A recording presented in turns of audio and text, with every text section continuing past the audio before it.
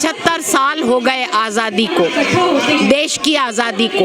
अभी भी सामाजिक तौर पर हमने आज़ादी हासिल नहीं की है और उसी सामाजिक आज़ादी के लिए, उसी आर्थिक आज़ादी के लिए आज भी हमारा संघर्ष जारी है। क्या वाकई में पानी छूने पर भी हत्या कर दी जाती है? देखिए, ये तो मैं नहीं कह रही, मैं कौन होती हूँ बोलने वाली।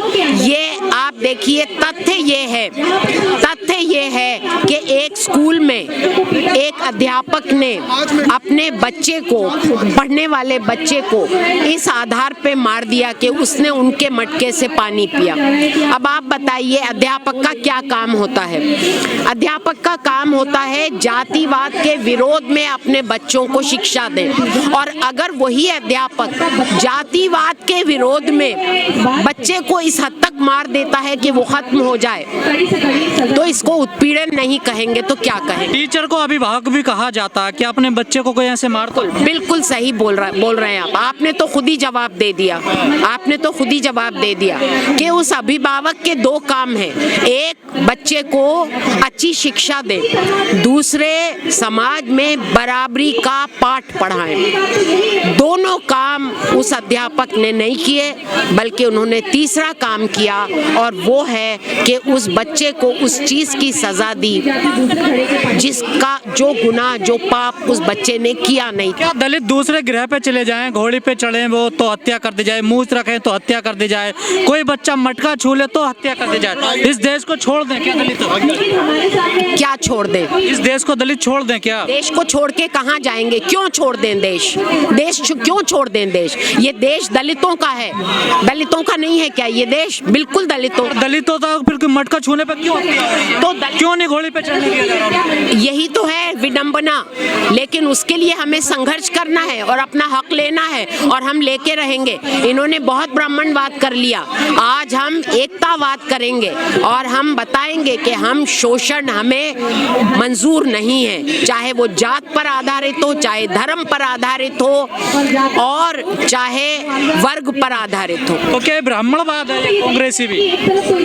देखो, कांग्रेस ने नहीं किया है, सरस्वती विद्या मंदिर में हुआ है, लेकिन हाँ, कांग्रेस की सरकार जिम्मेदार है, भाजपा आरएसएस की केंद्रीय सरकार जिम्मेदार है, जो मनुवाद लागू करने के लिए बहुत तेजी से कदम आगे बढ़ा रहे हैं। मनुवाद पर आधारित जातिवाद पर देश को चलाने के लिए बहुत तेजी से कदम आगे बढ़ा रहे हैं। तो भाजपा आरएसएस की केंद्रीय सरकार, भाजपा आरएसएस और राजस्थान की सरकार सभी इसके लिए जिम्मेदार। लॉ एंड ऑर्डर के लिए अशोक गहलोत की सरकार जिम्मेदार है, लेकिन जो सोच ये सरकार दे रही है, केंद्र सरकार और आरएसएस जो सोच दे रही है, उसी सोच के तहत ये सब कुछ हो रहा है। सरस्वती विद्या मंदिर किसका स्कूल है ये आपको पता? तो आरएसएस का। वहाँ पर अलग मटका रखा जाता है, किसके लिए रखा जाता है?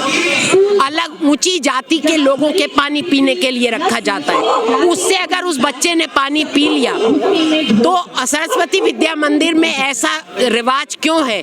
जातिवाद को बढ़ावा देने के बराबर तो है ये कि आप अलग से पानी का मटका रख रहे हैं। इस देश में मनुवाद चलाना है, जातिवाद चलाना है, या जातिवाद को खत्म करना है? जहां ऊंची जाति अपने आप को, मैं उनको ऊंची जाति तो बोलती ही नहीं हूँ, अपने आप को ऊंची जाति कहने वाले उत्पीड़ित जाति को मैं कभी नीची जाति नहीं बोलती, उत्पीड़ित जाति के लोगों पर जुल्म कर पाएंगे और उस जुल्म के खिलाफ आप आवाज उठा ना पाए, वो वाला समाज चाहते हैं। अभी आपको पता है, धर्म संसद के लोगों ने कह दिया है कि अब हम मनुस्मृति पर आधारित कानून बनाएंगे, जहां पर वर्ण आधारित कानून होगा। वर्णा क्या होता है? वही तो है ब्राह्मण, क्षत्रिय, वैश्य और शूद्र, और दलित तो फिर सबसे ही बाहर है भैया, बाहर है। वो समाज अगर 25 साल बाद ऐसा होगा कि हम सवाल भी ना उठा पाए, भाई वरना सिस्टम पर अगर है, हमारा संविधान ही वैसा है, तो आप सवाल कैसे उठाओगे? तो ठीक है मोदी जी, सुन लो अब हमारी गुहार और हमारी पुकार और हमारी ललकार। आप वो समाज बनाओगे ना, हम छोटी जाति के हों, जिसको आप छोटी जाति बोलते हैं, आप उत्पीड़ित कर सकते हैं, हमें कर रहे भी हैं, लेकिन हम उत्पीड़ित रहना नहीं चाहते। हम चाहे दलित हों, शोषित हों, मजदूर हों या किसान हों, हम शोषित रहना नहीं चाहते। और शोषण पर आधारित आप जो ये कानून बनाने की बात कर रहे हैं, इसे हम नामंजूर करते हैं और आपको ललकारते हैं कि ये 25 साल जिसमें आप वैसा संविधान और वैसा कानून बना के भारत को भगवा करने की कोशिश कर रहे हैं, हमारी ललकार है कि हम संघर्ष करेंगे और आपकी इस मुहिम को फेल करेंगे। हम मनुवाद को हिंदुस्तान में दोबारा लागू नहीं होने देंगे। हम मनुवाद पर आधारित जातिवाद को खत्म करने के लिए मुहिम छेड़ते हैं, खत्म करने के लिए संघर्ष करते हैं और आपको यकीन दिला दें कि हम और हमारे सारे साथी अपने इस संघर्ष को जारी रखेंगे। और यकीन रखिए, जब जनता उठती है, जब जनता प्रण करती है और शोषण के खिलाफ आवाज उठाती है, तो यकीन रखिए जनता ही जीतती है। जीत आपकी नहीं होगी। आरएसएस और मोदी जी सुन लीजिए, जीत हमारी होगी, क्योंकि हम अपने लिए लड़ रहे हैं, अपने समाज को बेहतर बनाने के लिए लड़ रहे हैं। यहाँ पर जो जातिवाद की बदबू है, उस बदबू को मिटाकर एकता की खुशबू फैलाने के लिए हम लड़ रहे हैं। और हमारी ये लड़ाई जब तक जारी रहेगी, जब तक आपका मनुवादी जातिवाद और मनुवादी शोषण खत्म ना हो जाए और हम शोषित रहित, शोषण रहित समाज की स्थापना ना कर ले।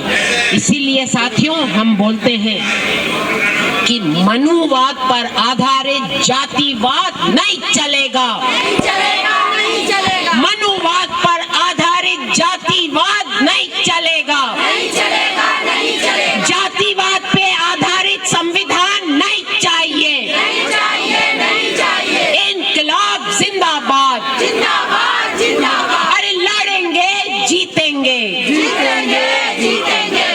आपकी क्या परिभाषा है आज़ादी की, ये उसके ऊपर निर्भर करता है।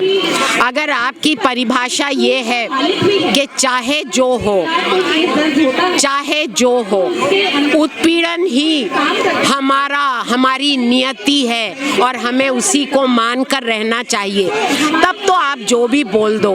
लेकिन हमारे हिसाब से अगर किसी का उत्पीड़न हो रहा है तो वो उसको आज़ादी नहीं कहा जा सकता।